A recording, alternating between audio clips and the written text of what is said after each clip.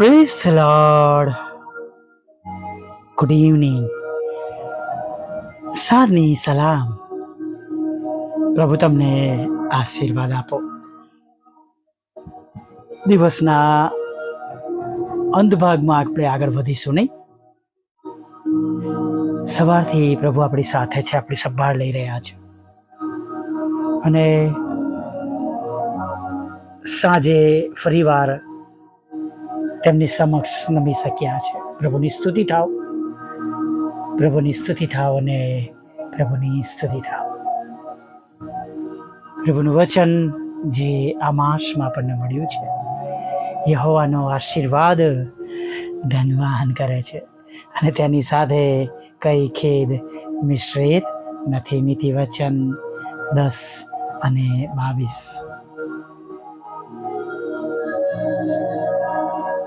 જો પ્રભુના વચનો તરફ જોઈએ તો પ્રભુનું વચન સુવાર્તામાં આપણને મળે છે વાંચવા કે તમે આકાશમાં તમારું ધન જમા કરો, કે જ્યાં કાટ લાગતો નથી અને કીડાઓ તેનો નાશ કરતા નથી. Praise the lord. હાલેલુયા. ચોક્કસ તમારો પણ અનુભવ છે અને મારો પણ અનુભવ છે કે પ્રભુ આપણને કદી ભૂખ્યા નથી રાખતા. સમય સમય પર આપણી જરૂરિયાત પૂરી પાડે છે. હાલેલુયા. તો એની સાથે આપણે એવા કામો દ્વારા એક એવું આત્મિક ધન ઈશ્વરના રાજ્યમાં ભેગા કરીએ જેના દ્વારા આપણું નામ જીવનના પુસ્તકમાં લખાય, પ્રભુના નામે આત્માઓ જીતીએ. એવા કામ જે દેવ પસંદ કરે છે એ કરીને પણ આપણે માટે ઘણું બધું ભેગું કરી શકે છે અને તેમાં કોઈ ખેદ મિશ્રિત નથી. અને હું ઘણી વાર કહું છું કે પ્રભુના આશીર્વાદો ડબલ એન્ટ્રી જેવા છે. જેઓ એકાઉન્ટની ભાષા સમજે છે, હું ભણ્યો હતો 12મા ધોરણમાં એટલે થોડું ઘણું યાદ છે અને કોલેજના 1-2 વર્ષ ભણ્યો હતો, પછી છોડી દીધું હતું. પણ અમારા સર સમજાવતા તમને કે એકાઉન્ટ્સમાં ડબલ એન્ટ્રી હોય, બંને તરફ એન્ટ્રી પડે નહીં. અને એમ પ્રભુના આશીર્વાદો પણ ડબલ એન્ટ્રી જેવા છે. અહીંયા તો એનો આશીર્વાદ મળે જ છે આપણને, પણ જ્યારે આપણે પ્રભુને મળવા જઈશું, પ્રભુની પાસે સદાને માટે રહેવાના માટે જઈશું, ત્યાં પણ આપણને એનો આશીર્વાદ મળનાર છે. Praise the lord. હાલેલુયા.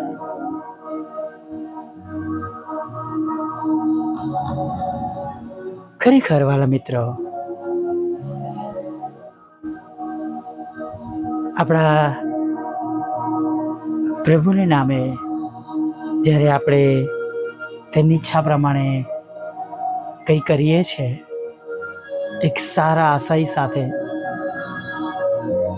ત્યારે ઉગી નીકળે છે. ઘણા બધા આશીર્વાદ આપે છે તમારા લીધે, તમારા એવા કોઈ કામ કરવાના લીધે. જ્યારે કોઈકના ચહેરા પર હાસ્ય આવે છે, ખુશી આવે છે, એ બહુ મોટી બાબત છે વાલા મિત્રો. હાલેલુયા. અને પ્રભુ આપણને બધાને એવું કરવા માટે સક્ષમ કરે. હાલેલુયા. કોઈ બાળક ઠંડીમાં થથરતું હોય,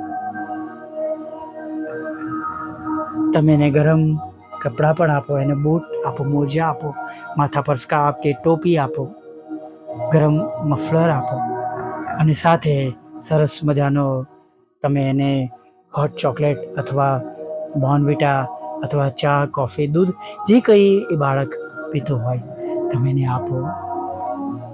તેના ચહેરા પર જે ખુશી છે, હાલેલુયા, એ જાણે દેવ આપણા પર પ્રસન્ન થાય છે. હાલેલુયા. મારા નામે તમે બહુ એક નાનાને તે કર્યું, તે મને કર્યું બરાબર છે.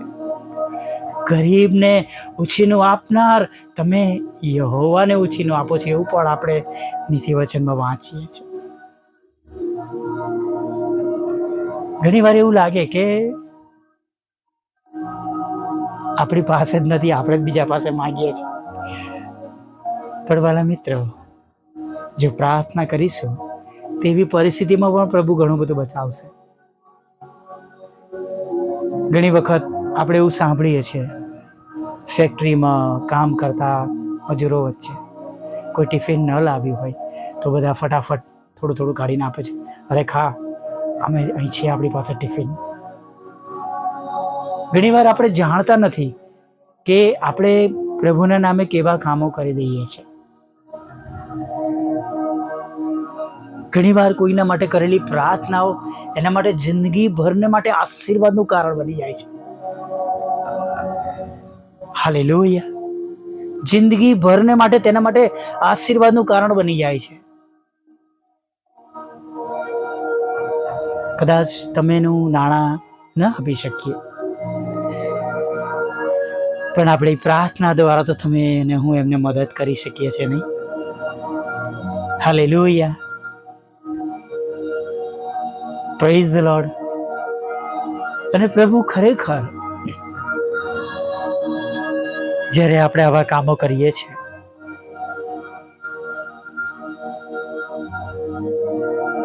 ત્યારે પ્રભુ આપણને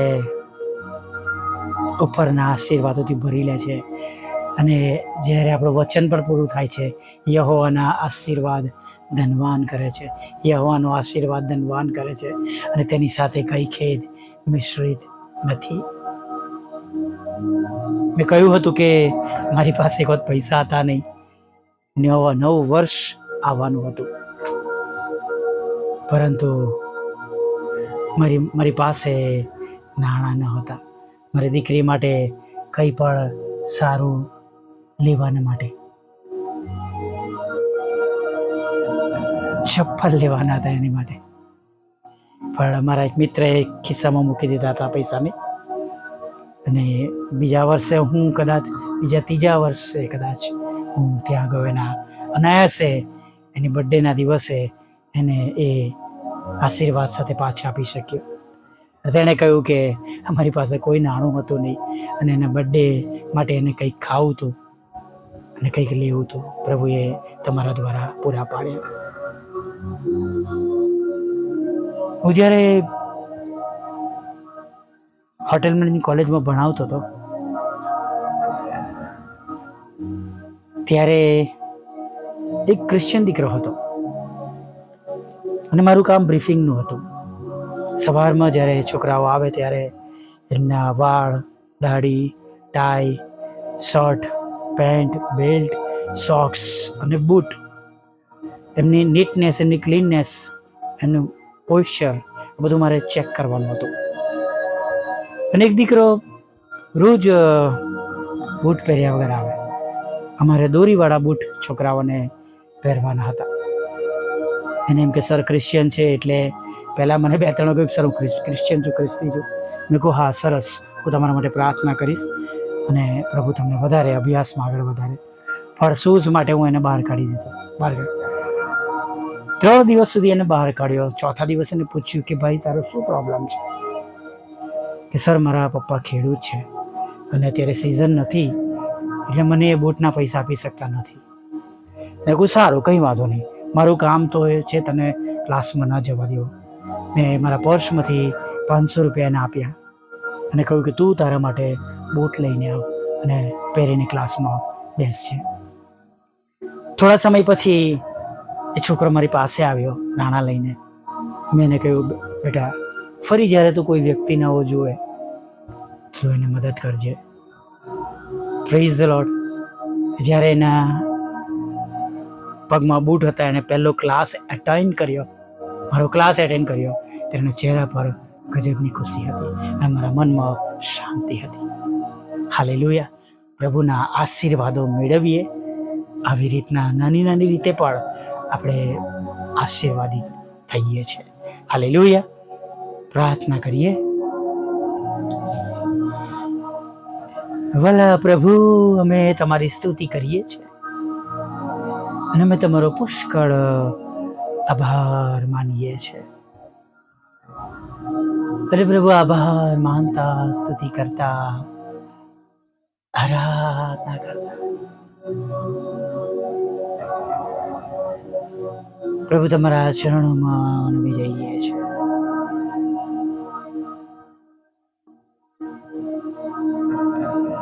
પ્રભુ તમારા નામે સારા કામ કરવાના માટે,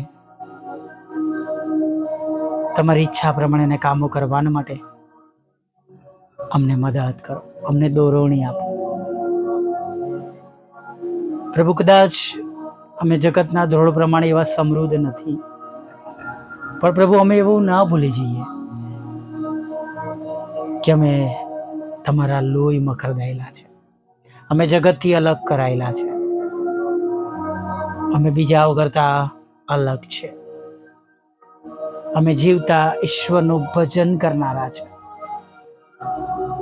અને પ્રભુ એ બાબતો યાદ કરીને, પ્રભુ યાદ રાખીને અમે સારા કામો કરીએ, તમને પસંદ પડતા કામો કરીએ, તમને મહિમા મળે પ્રભુ, એવું તમે થવા દેજો. હા પ્રભુ, તમને મહિમા મળે એવું થવા દેજો. અમને શીખવાડો, અમને જ્ઞાન આપો, અમને બુદ્ધિ આપો, અમને ડાપણ આપો. પ્રભુ અમે એવું ધન પ્રભુ આકાશમાં ભેગું કરીએ કે જ્યાં કોઈ નાશ કરી જતો નથી, ત્યાં ચોર ચોરી જતો નથી, ત્યાં ચોર ખાતર પાડીને લઈ જઈ શકતો નથી, ત્યાં કીડા તેનો નાશ કરી શકતો નથી.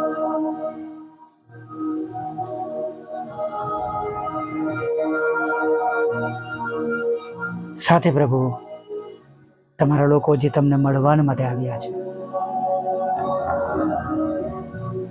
દરેક પર પ્રભુ તમારો જમણો હાથ રાખો. દરેકને તમારી શાંતિથી ભરી દો, તમારો પ્રેમ અને આનંદ આપો.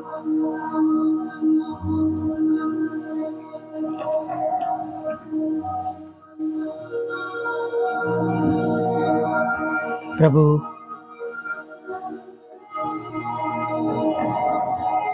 જેઓ તમને કોઈક બાબતોને માટે અરજ કરી રહ્યા છે,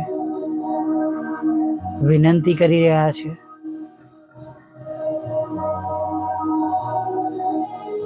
કોઈ જરૂરિયાતમાં છે, કોઈ મુશ્કેલીમાં છે, કોઈ આર્થિક ભીડમાં છે, કોઈની જોબ જતી રહી છે, કોઈની બિઝનેસમાં નુકસાન થયું છે, કોઈક પથારી વર્ષ છે, કોઈકના ત્યાં અણબનાવ થયો છે, લડાઈ ઝઘડો થયો છે, અશાંતિ થઈ છે, ક્યાંક લડાઈ ઝઘડો થયો છે, મારામારી થઈ છે. પ્રભુ અમે પ્રાર્થના કરીએ છીએ, તમે એમના પર તમારી દયા કરો, કૃપા કરો અને બધા પ્રશ્નોમાંથી બહાર કાઢો, બચાવી લો પ્રભુ, એમને છોડાવી લો. તેમની અરજ યાચના જીવતા દેવ તમારા સિંહાસન સુધી પહોંચો, ધૂપ સમાન પહોંચો, એવી અમે પ્રાર્થના કરીએ છીએ. સંગતમાં જેઓ હાજર છે, વિશ્વાસ કરે છે, તેઓના મુખમાંથી નીકળતા શબ્દો તમારા સુધી પહોંચો. તેમનો પોતાનો વિશ્વાસ આજે તમારા પર વધી જાય અને તેમના જીવનમાં તેઓ નાનો મોટો ચમત્કાર તમારા નામ પર વિશ્વાસ કરવા દ્વારા, બોલવા દ્વારા થયેલો જોઈ શકે, એવું તમે થવા દેજો. ખાસ પ્રભુ પ્રાર્થના કરીએ છીએ પ્રભુ, જેઓ માંદા છે તેમને સાજા કરજો, જેઓ વ્યસનોમાં છે, ખરાબ સંગમાં છે, સોબતોમાં છે, વ્યભિચારમાં છે, તેથી તેમને બહાર કાઢજો. ફરીવાર પશ્ચાતાપ કરે અને પ્રભુ પોતાનું જીવન તમને સોંપે, તેમનો આત્મા નાશમાં ન જાય, એવું તમે થવા દો પ્રભુ. દરેક ઘૂંટણ અમે દરેક કબૂલ કરો, તમે દેવના દીકરા છો પ્રભુ, એવું તમે થવા દો પ્રભુ. જેમ આકાશમાં તેમ પૃથ્વી પર પ્રભુ તમારું રાજ્ય આવે અને તમારી ઈચ્છા પૂરી થાય, એવી અમે પ્રાર્થના કરીએ છીએ પ્રભુ. હા પ્રભુ, તમારી ઈચ્છાઓ પૂરી થાય પ્રભુ. અમે જે દેશમાં રહે છે, દેશને પ્રભુ તમે સાજો કરો, આશીર્વાદ આપો પ્રભુ. અમારા શહેરને પ્રભુ પિતા આશીર્વાદ આપો, અમારા રહેવાના એરિયાને પ્રભુ તમે આશીર્વાદિત કરો પ્રભુ. અને પ્રભુ તમારા લોકો સુરક્ષિત રહે, તેમને તમારી શાંતિ મળે એવું તમે થવા દો પ્રભુ પિતા. દરેકના નોકરી ધંધા રોજગારને આશીર્વાદિત કરજો, બિઝનેસને આશીર્વાદિત કરજો, લગ્નનો આશીર્વાદ આપજો, બાળક ધનનો આશીર્વાદ આપજો. લડાઈ ઝઘડા ખોટા તોમતો કોર્ટ કેસ અને પ્રભુ તમે ખાલી જ કરજો પ્રભુ. વિદેશ જવાના માટેના સર્વ રસ્તાઓ અને સર્વ આયોજનો તમે સફળ કરજો પ્રભુ, એવી પ્રાર્થના કરીએ છીએ પ્રભુ. મકાન ખરીદી શકાય, વેચી શકાય, લોન મળે પ્રભુ, નાણાંનો આશીર્વાદ મળે, અને જેથી તેમની યોજનાઓ છે કંઈક વસ્તુઓ ખરીદવા માટે ઘરને માટે પ્રભુ, યોજનાઓ સફળ અને આશીર્વાદિત થાય એવું તમે થવા દો પ્રભુ. વિધુરો, વિધવા બહેનો, અનાથોની સાથે રહો, મન બુદ્ધિના લોકો, માનસિક રોગીઓ અને વિકલાંગોની પર તમે સાથે રહેજો પ્રભુ, એવું તમે થવા દેજો પ્રભુ. અમારાથી કોઈનું હૃદયને નુકસાન થયું હોય, દુઃખ થયું હોય, અમારાથી કોઈને નુકસાન થયું હોય, અમારા બોલવાદ વાણી દ્વારા કોઈના હૃદયને દુઃખ પહોંચ્યું હોય, તમને દુઃખ પહોંચ્યું છે પ્રભુ, અમને બધાને તમે માફ કરજો. આગળના સમય મારી સાથે રહો, અને પ્રભુ એ નવી સવારમાં તમારું ભજન ગતિડી લેવું માગતા પ્રભુ ઈસુમાં આટલું સાંભળો, દેવ બાપ માન્ય કરજો. આમીન, આમીન, આમીન.